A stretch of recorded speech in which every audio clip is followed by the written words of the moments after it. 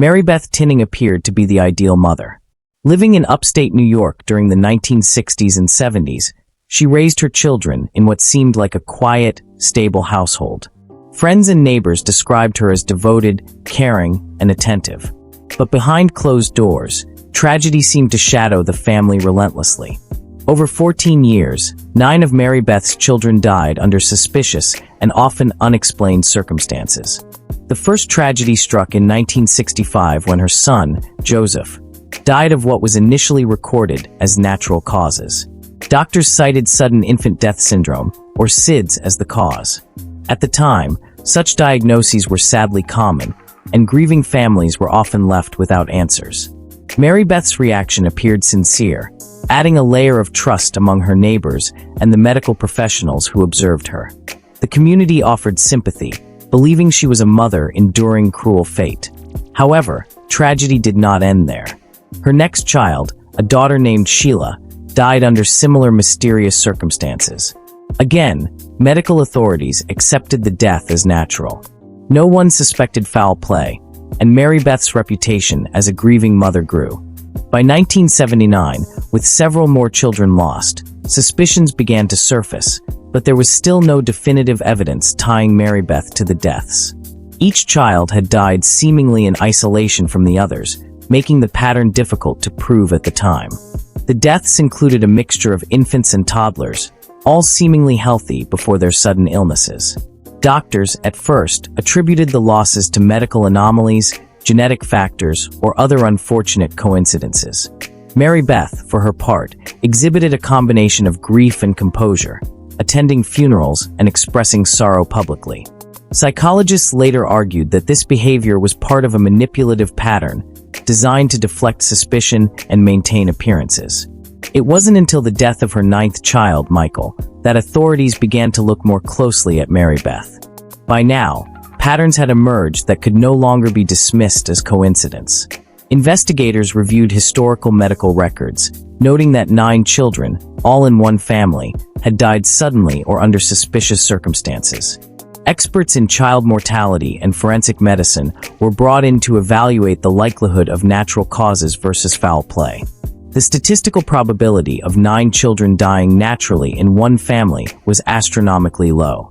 Marybeth Tinning was arrested in 1987 after a lengthy investigation that combined witness testimony, medical evidence, and expert analysis.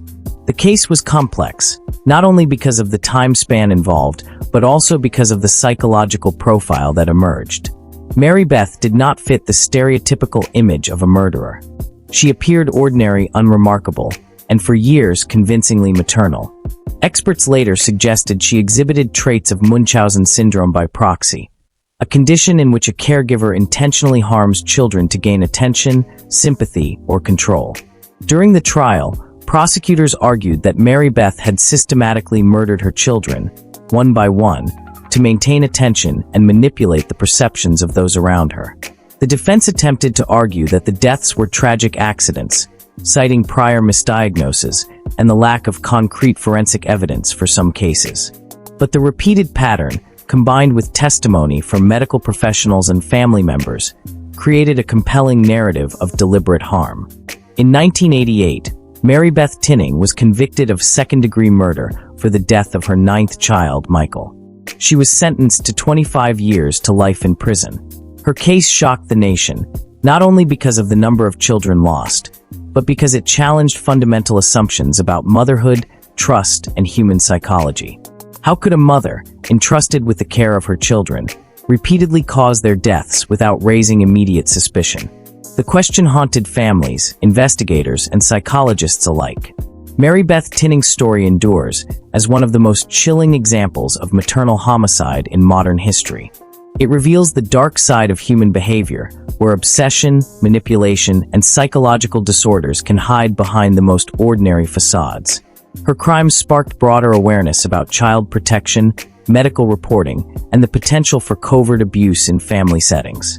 They forced society to confront uncomfortable truths, that innocence and care are not always what they appear to be, and that evil can sometimes wear the face of nurturing.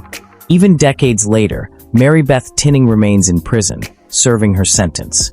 Her life before the crimes, and her crimes themselves, continue to be subjects of study in criminal psychology courses, true crime documentaries, and forensic research. The story serves as a warning about the dangers of unquestioned trust, the complexity of human pathology, and the fragility of life when those entrusted with care betray it. In examining Marybeth Tinning's crimes, one sees more than just a serial killer. One sees the failure of systems, the vulnerability of children, and the frightening capacity for deception that can live behind the most familiar and comforting faces. It is a story that leaves a lasting mark on those who hear it, a reminder that sometimes the most horrifying threats are those closest to home.